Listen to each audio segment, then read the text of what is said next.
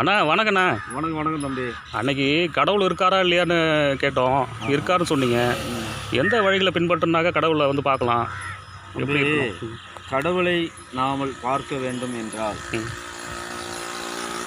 கடவுளை பார்ப்பதற்கு ஒரு சில ஃபார்மாலிட்டிஸ்லாம் வேணும். நீ வந்து சாப்பிடாத இருக்கணும் அப்படின்னுங்கிறதுலாம் இல்லை. நீ எந்த கடவுளை, அதாவது இன்றைக்கி மனிதர்கள் வந்து ஒவ்வொரு வீட்டில் ஒவ்வொரு ஸ்டேஜில் ஒவ்வொருத்தரையும் வணங்குறாங்க.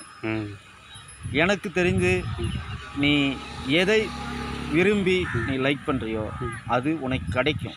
அது கிடைக்கிறதுக்கு அதுதான் கடவுள். அதை எதை விரும்புறனா, கடவுளை விரும்புகின்ற போது அவருடைய ஃபார்முலா எப்படி இருக்கோ அதன் வழியில் நீ அவருக்காக ப்ரேயர் பண்ணும்போது உன்னிடத்தில் அவர் பேசுகின்ற தேவனாக இருப்பார். அவர் தான் கடவுள். ஆனால் கடவுள் ஒருவரே.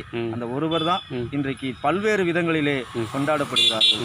உண்மை இதுதான். நன்றி, வணக்கம். ஓகே.